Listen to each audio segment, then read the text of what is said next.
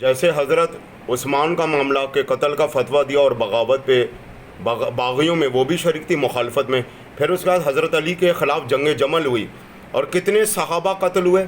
تو لگ بھگ امت مسلمہ کی روایت 12,000 صحابہ قتل ہوئے. اور جنگ صفین میں اس سے بھی زیادہ، جب امیر شام معاویہ امام علی مقام مولائے کائنات اور صحابہ رسول اللہ کے مقابلے پر آیا، اور جو معاویہ کے گروہ میں تھے پھر معاویہ کو چھوڑ کر وہ بھی واپس حضرت علی کی طرف آ گئے، اسی وجہ سے کہ معاویہ غلط ہے، معاویہ باطل پر ہے، معاویہ شر پر ہے.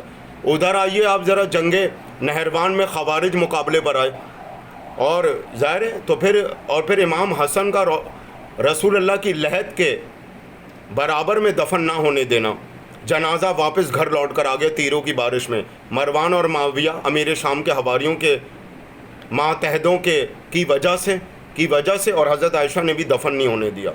اب میں ایک سوال کرتا ہوں کہ حجرہ عائشہ تو ان کے والد کی جائیداد کا ترکہ نہیں تھا، وہ تو رسول اللہ کا حجرہ تھا، تو اصولاً تو امت کو حجرہ رسول اللہ کہنا چاہیے.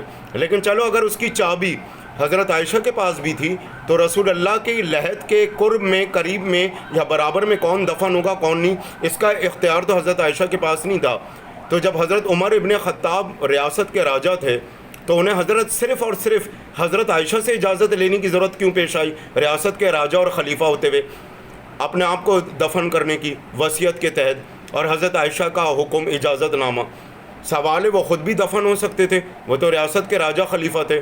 اور پھر جب اہل بیت کے دفن ہونے کا معاملہ آیا کہ رسول کریم نبی اعظم علیہ الصلوۃ والسلام کا وہ جملہ کہ حسن اور حسین میرے نواسے نہیں میرے بیٹے ہیں، تو رسول اللہ کی خواہش کا پاس نہیں کیا کہ جب اہل بیت لے کے گئے رسول اللہ کی تقاضے وصیت اور تقاضے فرمان کے تحت کہ میں چاہتا ہوں کہ حسن حسین میرے پہلو میں دفن ہو، تو اس وقت امت کی کوئی زوجہ یا امت کا کوئی شخص یا جماعت والا آڑے آ جائے گا رسول کے فیصلے کے، آقا علیہ الصلوۃ والسلام کے. تو تھوڑا سا مجھے کچھ معاملات سمجھ میں نہیں آتے کہ حنفیوں میں مشاجرات بیان کرنا کیسے حرام ہو گئی، جب اہل سنت کی مقدس سیاستہ کتابوں میں، سنتوں و روایتوں میں، امام محدثین اہل سنت کے مرکزی اداروں میں بزرگ علماء اہل سنت نے مشاجرات بیان کی. صحابہ کے درمیان قتل، اہل بیت کا حق غصب کرنا، اہل بیت کا قتل، اہل بیت پہ ظلم کرنا، صحابہ کے درمیان تبرہ، صحابہ کے درمیان جنگیں، صحابہ کے درمیان قتل. تو پھر حنفیوں میں زور زبردستی کے تحت مشاجرات بیان کرنا حرام کیوں قرار دے دی گئی؟ یہ میری سمجھ میں نہیں آیا.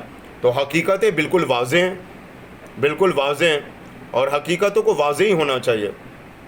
خود حضرت عائشہ فرماتی ہیں کہ جب قتل کی اطلاع حضرت علی کی شہادت کی حضرت عائشہ تک پہنچی تو خود فرماتی ہیں کہ یہ میں نے کیا غضب کر دیا کہ کاش میں یہ قتال نہ کرتی تو اسلام کو نقصان نہ پہنچتا، علی تمہارے مقابلے پر کھڑی نہ ہوتی.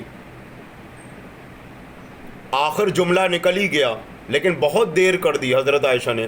بعد میں حضرت عائشہ کو یہ احساس ہو گیا تھا کہ بنو امیہ والوں کے بھڑکاوے میں آ کر میں نے حق کو چھوڑ کے باطل کا ساتھ دیا، خیر کو چھوڑ کے شر والوں کا ساتھ دیا.